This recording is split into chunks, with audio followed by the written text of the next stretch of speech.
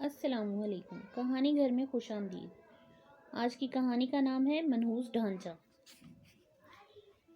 ثنا second year کی ہونہار student تھی۔ اس کے والد کا ایک چھوٹا سا بزنس تھا جس کی وجہ سے انہیں کاروباری معاملات کے لیے اکثر شہر سے باہر جانا پڑتا تھا۔ ثنا پرائمری سے کالج تک ہمیشہ اچھی پوزیشن ہولڈر رہی تھی، جس کی وجہ سے وہ اپنا حلقہ احباب کے ساتھ ساتھ دیگر دوستوں میں بھی بہت مقبول تھی۔ سب لوگ اسے اس کی ذہانت اور قابلیت کی وجہ سے بہت پسند کرتے تھے۔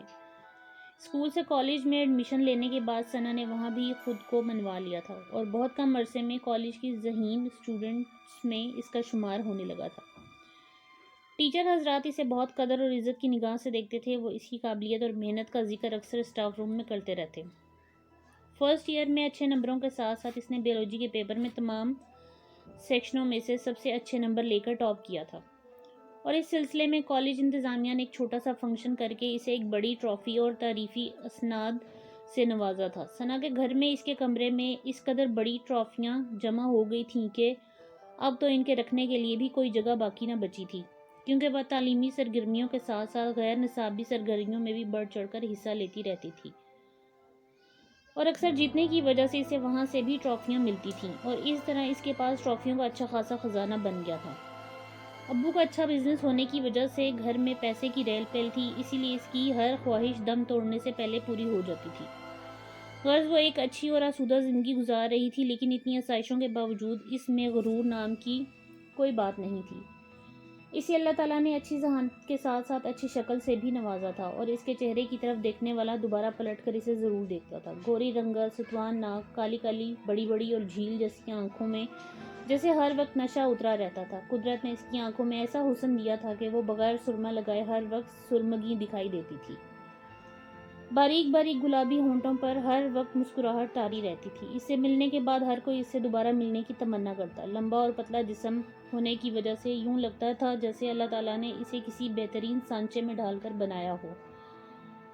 کسی نے سچ کہا ہے کہ جب اللہ تعالیٰ حسن دیتا ہے تو نزاکت آ ہی جاتی ہے، اور یہ بات اس پر بالکل فٹ بیٹھتی تھی۔ یہ چلتی تھی اس کے حسن کی وجہ سے خاندان بھر سے اس کے لیے بہت سے رشتے آئے تھے، لیکن اس کی پڑھائی کے شوق نے سب کے منہ بند کر دیے۔ اس کے ابو نے اس کے کہنے پر اسے شہر کے سب سے مہنگے اور اچھے کالج میں داخلہ لے دیا، اور اس کے کالج آنے کے لیے اسے ایک ڈرائیور رکھ دیا تھا جو روز اسے کالج چھوڑ کر آتا تھا اور چھٹی کے بعد کالج سے واپس لے کر آتا۔ گھر میں اس کی امی کے علاوہ اس کی ایک 5 سالہ چھوٹی بہن فاطمہ تھی اور ایک چھوٹا بھائی توقیر، جس کی عمر ابھی 2 سال ہی تھی۔ ایک مختصر فیملی تھی۔ والد کا کاروبار کے سلسلے میں اکثر شہر سے باہر ہی رہنا ہوتا تھا، لیکن انہوں نے گھر میں 2-3 نوکر اور کام کاج کے لیے ایک ملازمہ رکھی ہوئی تھی، جن کی وجہ سے گھر میں خوب رونق جمی رہتی۔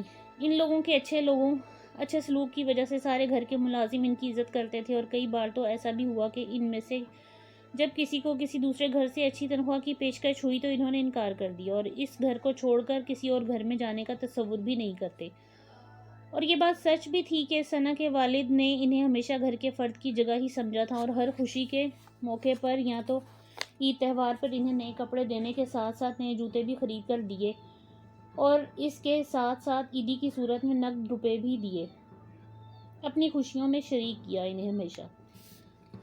سیکنڈ ایئر کے امتحانات سر پر تھے۔ چونکہ ابھی ان کے شروع ہونے میں 1 مہینہ تھا، لیکن وہ جانتی تھی کہ ایسے موقع پر دنوں کو پر لگ جاتے ہیں اور پتہ ہی نہیں چلتا کہ کیسے گزر جاتے ہیں۔ اس لیے وہ ابھی سے ہی امتحانات کی تیاری میں لگ گئی۔ کالج سے واپسی پر یونیفارم تبدیل کرنے کے بعد وہ کھانا کھاتی اور پھر کچھ دیر آرام کرنے کے بعد کالج کا کام لے کر بیٹھ جاتی۔ وہ روزانہ کی بنیاد پر کالج کے کام کو دوبارہ سمجھ کر پڑھتی اور پھر اچھی طرح یاد کر کے دیگر کام کرتی، اور وہ آج کا کام کل پر نہ چھوڑتی، اور اس کی اسی عادت کی وجہ سے اسے اکثر کلاس میں دوسرے بچوں کی طرح شرمندگی کا سامنا نہیں کرنا پڑتا تھا اور نہ ہی ٹیچر سے جھوٹ بولنا پڑتا تھا۔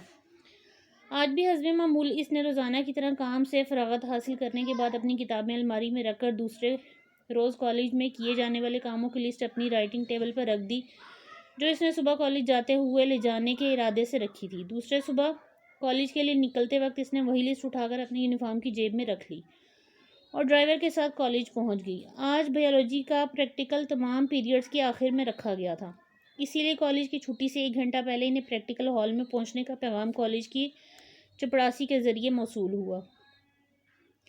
اس کی آواز سنتے ہی وہ سب ایک طرف چل پڑے۔ جس طرف کالج کا واحد پریکٹیکل ہال واقع تھا۔ ہال میں پہنچتے ہی سامنے بیٹھے ٹیچر نے سب کی حاضری لکھی اور انہیں ایک تجربے کے متعلق کچھ آگاہی دینے لگا۔ وہ سب اس کی باتیں بڑے غور سے سن رہے تھے۔ تھیوری کے ساتھ ساتھ وہ انہیں چند پریکٹیکل بھی کر کے دکھانے لگا۔ اس کے بعد اس نے باری باری تمام بچوں سے تجربہ کروائے۔ جن بچوں کو سمجھ نہ آئی تھی انہیں مزید پریکٹیکل کرنے کا کہہ کر ہال سے باہر نکل گیا، لیکن جاتے جاتے یہ کہہ کر گیا کہ وہ واپس نہیں آئے گا بلکہ سیدھا گھر جا رہا ہے۔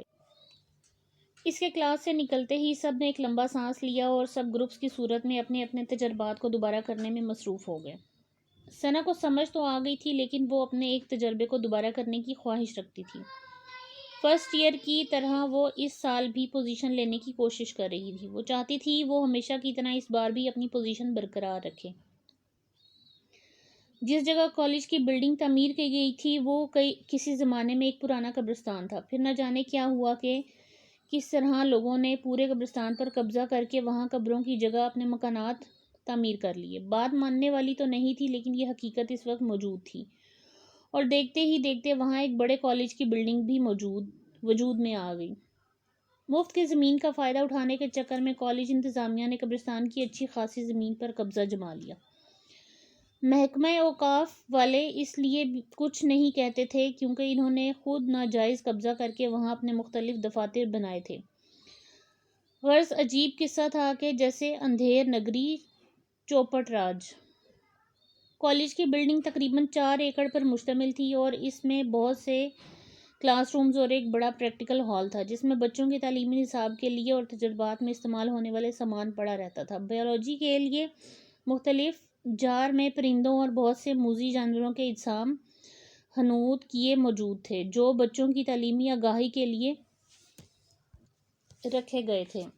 ان میں سے ایک درمیانے قد کا انسانی ڈھانچہ بھی ایک جانب فریم میں لٹکایا گیا تھا۔ ڈھانچے کا رنگ پیور وائٹ تھا اور اس کے جسم پر تقریباً تمام ہڈیاں مکمل طور پر موجود تھیں۔ ظاہر ہے ادھورا ڈھانچہ ان کے کس کام کا؟ یہ ڈھانچہ بھی بچوں کی معلومات کے لیے ہی رکھا گیا تھا۔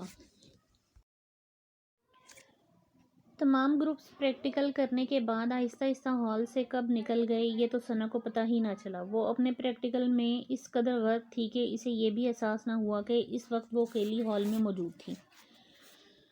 گاڑی کے ڈرائیور کو اس نے پہلے سے ہی بتا دیا تھا کہ آج اسے دیر ہو جائے گی، اس لیے جب وہ فارغ ہوئی تو اسے فون کر کے بلا لے گی۔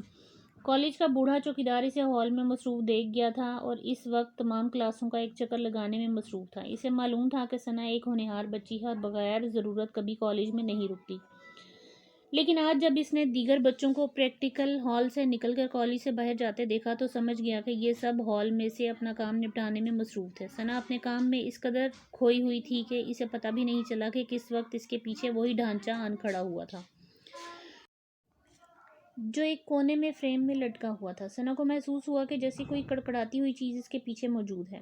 اس نے ہلکا سا پلٹ کر اپنے پیچھے دیکھا تو اس کے منہ سے خوف کے مارے چیخ نکل گئی۔ اسے اپنی آنکھوں پر یقین نہ آیا کہ ایک ڈھانچہ خود چل کر کیسے اس کے پیچھے آ سکتا ہے۔ اس کی چیخ سن کر جیسے ہال میں بھونچال آ گیا۔ دوسرے لمحے اس نے جاگتی آنکھوں سے اسی ڈھانچے کو بڑی تیزی سے واپس اپنی جگہ کی جانب لڑکھڑاتے ہوئے جاتے دیکھا، اور دوسرے لمحے وہ ایک جمپ لگا کر دوبارہ فریم میں لٹکا دکھائی دے رہا تھا۔ لیکن دوسری طرف اس کی چیخ کی بازگشت ختم ہوتے ہی بوڑھا چوکیدار ہال کے دروازے پر نمودار ہوا۔ وہ بہت گھبرایا ہوا تھا۔ اس نے اوپر سے ہی ہال کی طرف سے آنے والی چیخ کو سن لیا تھا اور تیزی سے بھاگتا ہوا نیچے پہنچ گیا تھا۔ ثنا اس کے سامنے تھی لیکن اس کے چہرے پر ہوائیاں اڑ رہی تھیں۔ خوف سے اس کا رنگ پیلا ہو رہا تھا۔ اس کی حالت بتا رہی تھی کہ اس نے کوئی بہت ہی انہونی یا ڈراؤنی شے دیکھ لی ہو۔ کیا ہوا ثنا بیٹا، تم ٹھیک تو ہو؟ چوکیدار نے اس کے نزدیک پہنچ کر پوچھا اور ساتھ ہی دائیں ہاتھ سے اس کے کندھے کو ہلایا۔ وہ چونکہ پرانا چوکیدار تھا اسی لیے کالج کے ہر بچے کے نام سے بخوبی واقف تھا۔ وہ بابا، وہ ڈھانچہ ابھی کچھ دیر پہلے میرے پیچھے کھڑا تھا۔ ثنا نے خوفزدہ نظروں سے اس طرف اشارہ کرتے ہوئے اسے بتایا جہاں دور سے ہی وہی منحوس ڈھانچہ فریم میں اپنی جگہ یوں لٹکا ہوا تھا جیسے کبھی اسے وہاں سے ہلایا تک نہ گیا ہو۔ یہ کیا کہہ رہی ہو بیٹا تم؟ وہ تو ایک بے جان اور بے ضرر ڈھانچہ ہے جو بہت عرصے سے اپنی جگہ موجود ہے، اور کئی بار تو میں کسی مجبوری کی وجہ سے اس ہال میں بھی سویا ہوں، لیکن مجھے تو کبھی ایسا نہیں لگا کہ اس ڈھانچے نے اپنی جگہ تبدیل کی ہو۔ چوکیدار نے لمبی تمہید باندھتے ہوئے اسے جواب دیا۔ لیکن بابا، میں قسم سے کہہ رہی ہوں کہ ابھی تھوڑی دیر پہلے وہ میرے بالکل نزدیک کھڑا تھا اور میرے چیخنے پر وہ لڑکھڑاتا ہوا واپس اپنی جگہ پر جا کر لٹک گیا۔ ثنا نے تھوک نگلتے ہوئے اپنی سچائی کا یقین دلایا۔ بوڑھا چوکیدار اس کو حیرت سے یوں دیکھ رہا تھا جیسے اسے لگا کہ وہ کسی وجہ سے اپنی ذہنی حالت کھو چکی ہو۔ وہ اسے حال سے باہر لے آیا اور پھر مختلف براندوں سے ہوتا ہوا باہر لان میں تازہ ہوا میں لے آیا۔ بیچارہ اپنی سمجھ کے مطابق شاید یہ سمجھا تھا کہ شاید ہال میں مختلف کیمیکلز، ہنود جانوروں کی بو وغیرہ کی وجہ سے اس کے دماغ پر کوئی اثر ہو گیا ہوگا، اس لیے اپنے تئیں وہ اسے باہر لا کر فاتحانہ نظروں سے دیکھ رہا تھا۔ لیکن ثنا اس دوران ایک روبوٹ کی مانند چلتی ہوئی باہر نکل آئی تھی اور باہر آ کر کچھ دیر تک کھوئی نگاہوں سے ہوا میں کچھ دیکھنے کی کوشش کرتی رہی۔ پھر اچانک دوبارہ چوکیدار کے مخاطب کرنے پر چونک کر اسے دیکھنے لگی جو اس کے گھر کا فون نمبر مانگ رہا تھا۔ ثنا کی حالت اب قدرے بہتر تھی، شاید وہ اب خوف کی کیفیت سے نکل آئی تھی۔ اس نے اسے نمبر دینے کے بجائے موبائل پر خود ہی اپنے ڈرائیور کو کالج پہنچنے کی تاکید کر دی۔ چوکیدار اس دوران اس کے لیے بھاگ کر ایک گلاس پانی لے آیا تھا جو اس نے اسے موبائل واپس رکھتے دیکھ کر پکڑا دیا تھا۔ تھوڑی دیر کے بعد اس کی گاڑی پہنچ گئی، وہ ڈرائیور کے ساتھ اپنے گھر پہنچ گئی۔ چوکیدار اس کے ساتھ کالج کے گیٹ تک اسے چھوڑنے آیا تھا۔ اس نے اس کے ڈرائیور کو کچھ نہیں بتایا تھا کہ کہیں اس کے گھر کے افراد خوفزدہ ہو کر کچھ اور نہ سمجھ بیٹھیں، کیونکہ ابھی تک اسے بھی اصل حقیقت کا پتہ نہیں چلا تھا۔ ہال میں ثنا کے ساتھ دراصل کیا واقعہ پیش آیا تھا، اسی لیے اس نے خاموشی کو ہی بہتر جانا۔ گھر پہنچ کر ثنا خاموشی سے اپنے کمرے میں چلی گئی اور روزانہ کے معمولات سے فارغ ہونے کے بعد رات کا کھانا کھا کر اپنے کمرے میں لیٹنے کے لیے چلی گئی۔ اس کا کمرہ باقی کمروں سے ذرا ہٹ کر واقع تھا۔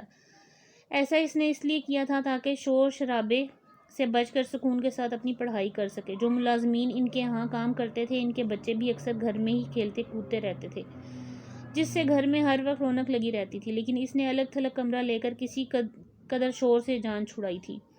اپنا ہوم ورک مکمل کر کے اس نے لائٹ آف کی اور اپنے بیڈ پر لیٹ گئی، اور تھوڑی دیر میں اس کے خرانٹے کمرے میں گونجنے لگے۔ رات کا نہ جانے کون سا پہر ہوگا کہ اسے یوں محسوس ہوا جیسے کوئی اس کے بالوں میں اپنا ہاتھ پھیر رہا ہو اور اس کے بکھرے بالوں کو سنوارنے کی کوشش کر رہا ہو۔ لیکن اس کے ساتھ ساتھ اسے ایسا کیوں محسوس ہونے لگا جیسے جو انگلیاں اس کے بالوں میں گردش کر رہی ہیں ان میں سختی آتی جا رہی ہے۔ ثنا آنکھیں کھولے کچھ لمحوں تک لاشعوری کیفیت میں لیٹی رہی اور پھر جیسے ہی اس کے شعور نے اصل حقیقت دکھائی، اس کی چیخ سے کمرہ گونج اٹھا۔ رات کا پہر، ایک بند کمرہ اور پھر ایک زوردار چیخ گھر میں بھونچال لانے کے لیے کافی تھی۔ اس کی چیخ کی باز گشت ابھی کمرے میں گونج ہی رہی تھی کہ اس کی امی اور ابو بھاگتے ہوئے کمرے کے سامنے پہنچے اور زور زور سے دروازہ کھٹکھٹانے لگے۔ اندر کمرے سے ثنا کے چیخنے کی آوازیں مسلسل آ رہی تھیں، باہر سے مسلسل دروازہ پیٹنے کی آوازیں بڑھتی جا رہی تھیں، اور پھر اس شور سے گھر کے تمام نوکر ثنا کے کمرے کے سامنے اکٹھے ہو گئے۔ کچھ دیر تک دروازہ نہ کھلنے پر باہر سے دروازہ توڑ دیا گیا اور یہ دیکھ کر اس کے والدین کی حالت غیر ہو گئی کہ کمرے میں موجود بیڈ الٹا ہوا پڑا تھا، ہر چیز اپنی جگہ پر موجود نہ تھی۔ ثنا کمرے کے وسط میں ایسی حالت میں پڑی تھی جیسے کسی نے زمین پر پٹک دیا ہو۔ ایک کونے میں ایک ہڈی موجود تھی جو دیکھنے میں ایک انسانی ہاتھ کی چھوٹی انگلی کی لگ رہی تھی۔ انہوں نے ثنا کو جلدی سے بیڈ پر لٹایا اور اس کے منہ پر پانی کے چھینٹے مارے تو اس نے آنکھیں کھول دیں، لیکن دوسرے ہی لمحے اس کے منہ سے دوبارہ چیخیں نکلنے لگیں۔ وہ ابھی تک اسی کیفیت میں تھی جو اس پر طاری ہو چکی تھی۔ وہاں موجود سب لوگ اس کی یہ حالت دیکھ کر پریشان ہو گئے تھے۔ ان کی سمجھ میں نہیں آ رہا تھا کہ شام کو تو بالکل ٹھیک تھی، پھر اسی وقت اس کے ساتھ ایسا کیوں ہوا۔ ثنا کے ابو نے اس کی یہ حالت دیکھ کر اپنے ایک دوست ڈاکٹر کو فون کر دیا تھا اور کچھ ہی دیر میں وہ اس وقت کمرے میں موجود ثنا کو ایک انجیکشن دے رہے تھے۔ اس نے اس کی حالت دیکھ کر یہ بتایا کہ اس نے رات کو شاید کوئی بہت ہی ڈراؤنا خواب دیکھ لیا تھا اور شاید اس کا اثر اس وقت اس کے دماغ پر ہو گیا ہے، اسی لیے کچھ دیر آرام کرے گی تو بالکل ٹھیک ہو جائے گی، اور اس وقت نیند کا انجیکشن دینے سے یہ رات بھر آرام سے سوتی رہے گی۔ انشاءاللہ صبح بالکل ٹھیک کالج جائے گی۔ یہ کہہ کر ڈاکٹر اجازت لے کر واپس چلا گیا۔ وہ رات ثنا کے امی ابو نے اس کے کمرے میں ہی گزاری، لیکن رات بھر وہ سکون سے سوئی رہی۔ دوسرے روز اس کی طبیعت کافی بہتر تھی، لیکن وہ کالج نہیں گئی اور دن بھر اپنے کمرے میں آرام کرتی رہی۔ اس دوران اس کی امی اس کے ساتھ ہی موجود تھیں۔ وہ اس سے رات پیش آنے والے واقعے کے متعلق پوچھ چکی تھیں، لیکن ثنا نے جو کچھ بتایا تھا اسے سن کر انہیں یہی لگا کہ ڈاکٹر نے سچ کہا تھا کہ اس نے رات کو سوتے میں کوئی ڈراؤنا خواب دیکھا ہوگا۔ اسی لیے ڈر گئی ہوگی، لیکن ان کے اپنے دل میں ایک خلش سی تھی کہ کمرے کے کونے میں موجود جو انسانی انگلی کی ہڈی انہیں ملی تھی، اس کا کیا بھید ہے۔ یہ بات انہوں نے ڈاکٹر سے بھی چھپا لی تھی، کیونکہ یہ بچی کا معاملہ تھا۔ وہ نہیں چاہتے تھے کہ یہ بات پورے محلے میں پھیل جائے کہ ان کی بیٹی کے ساتھ ایسا کوئی عجیب و غریب واقعہ پیش آ چکا ہے، جس کے نتیجے میں ان کی بیٹی کو کالج اور محلے میں کسی قسم کی پریشانی کا سامنا کرنا پڑے۔ اسی لیے وہ خاموشی سے اس بات کو دبا چکے تھے۔ دن گزرتے رہے، ثنا پہلے سے بہتر تھی اور کالج جانے لگی تھی، لیکن وہ پوری کوشش کرتی تھی کہ پریکٹیکل ہال میں کبھی بھی تنہا نہ جائے۔ وہ گروپس کے ساتھ ہی ہال میں جاتی تھی۔ چوکیدار بھی اس بات کو بھول چکا تھا اور اس نے بھی کسی سے اس بات کا تذکرہ نہ کیا تھا۔ سیکنڈ ایئر کے امتحانات کی ڈیٹ آ گئی تھی، اس لیے کام بڑھ گیا تھا۔ ثنا کو اب کافی دیر تک راتوں کو جاگ کر تیاری کرنی پڑ رہی تھی، لیکن اس کے لیے اس نے اپنی امی کو اپنے کمرے میں سلانے کے لیے انتظام کر لیا تھا۔ وہ رائٹنگ ٹیبل پر بیٹھی پڑھتی رہتی اور اس کی امی رات کے کچھ وقت تک جاگتی رہتی، پھر دن بھر کے کاموں اور گھر کی دیکھ بھال میں تھک جانے کی وجہ سے سو جاتی، لیکن ثنا دیر تک پڑھتی رہتی۔ اسے کم از کم کمرے میں اکیلے پن کا احساس تو نہ ہوتا تھا۔ یہ رات کے تقریباً 1:15 بجے کا وقت ہوگا جب کالج کے پریکٹیکل ہال میں فریم پر لٹکے اس ڈھانچے کے جسم میں ہلچل ہوئی، اور دوسرے لمحے وہ یوں فریم سے اچھل کر زمین پر آ گیا جیسے کوئی جیتا جاگتا شخص ہو۔ پھر وہ لڑکھڑاتا ہوا اور اپنی ہڈیوں کو کڑکڑاتا ہوا ہال کے دروازے کی جانب بڑھنے لگا۔ اس کے چلنے کا انداز یوں تھا جیسے کوئی پولیو کا مریض بمشکل چلنے کی کوشش کر رہا ہو۔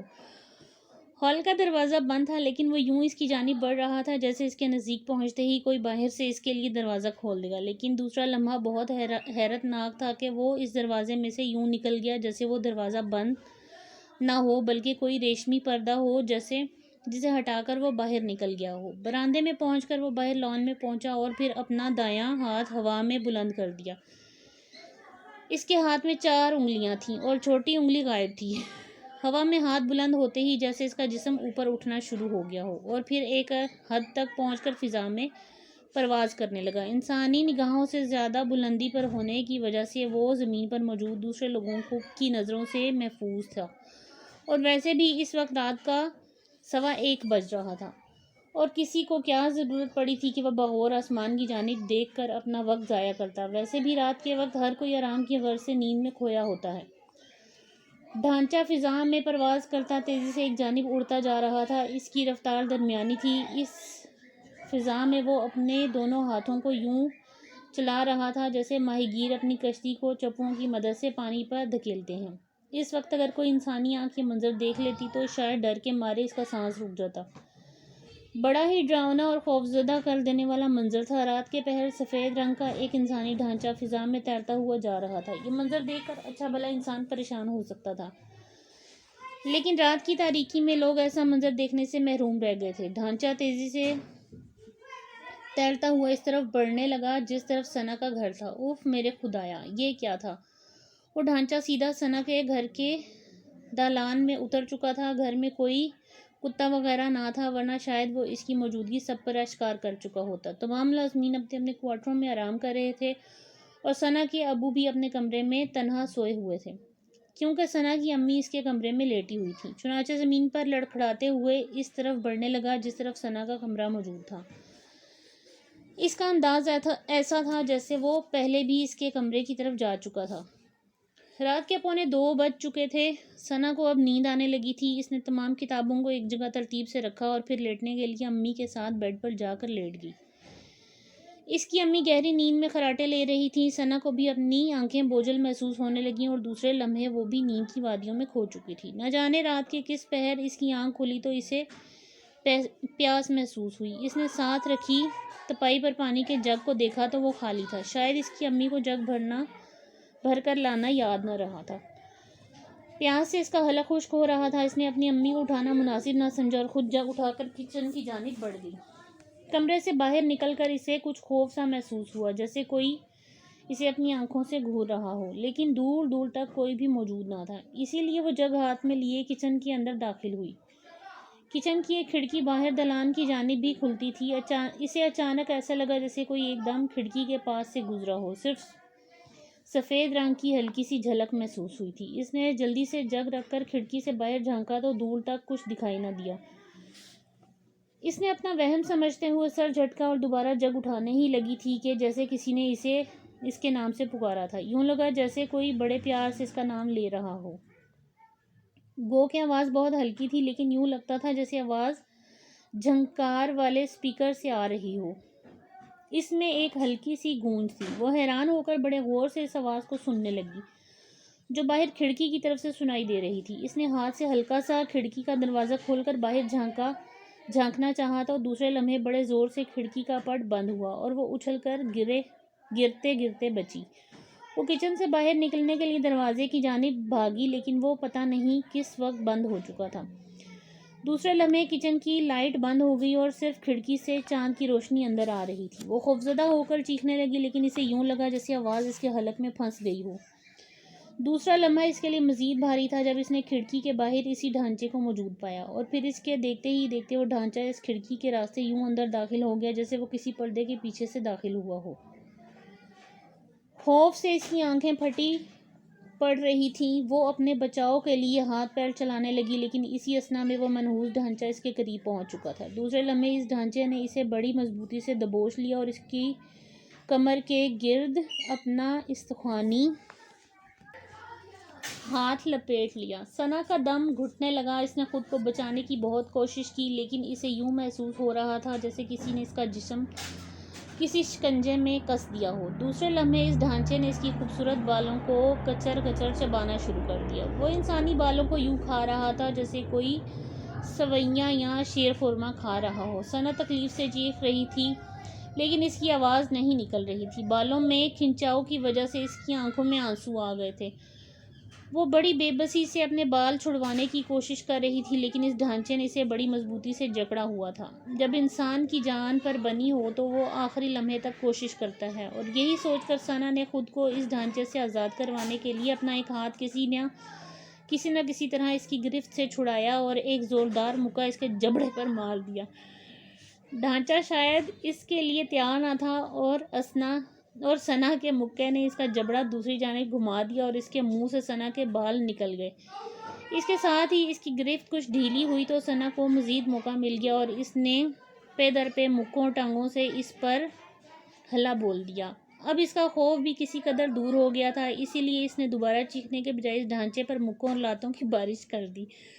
ڈھانچے کا علم شاید بند کمرے میں بے بس ہو جاتا تھا، اسی لیے وہ بھی خاموشی سے مار کھاتا رہا. ثنا پر تو ایک وحشت طاری ہو چکی تھی. اسے اس بات کا بھی ہوش نہ رہا کہ وہ رات کے وقت ایک ہڈیوں کے ڈھانچے پر حملہ آور ہے، ورنہ اس بات کا تصور ہی لرزا دینے والا ہوتا. اس کا غصہ ٹھنڈا ہوا تو اسے کچھ ہوش آیا تو دیکھا کہ اس کے سامنے وہی منحوس ڈھانچہ ایک ہڈیوں کے ڈھیر کی صورت میں اس کے سامنے پڑا تھا. کچھ ہڈیوں کا برادہ بن چکا تھا. مکمل ہوش میں آتے ہی اس نے کچن کا دروازہ کھولنا چاہا تو وہ بآسانی کھل گیا. شاید وہ بھی اس ڈھانچے کے زیر اثر تھا. دلچسپ بات یہ تھی کہ اس واقعے میں گھر کا کوئی بھی فرد نہ جان سکا تھا کہ رات کے اس پہر اس گھر میں کیا انہونی ہو چکی تھی. حتیٰ کہ ثنا کے ابو اور امی بھی اپنے کمرے میں بے سود سوتے رہے.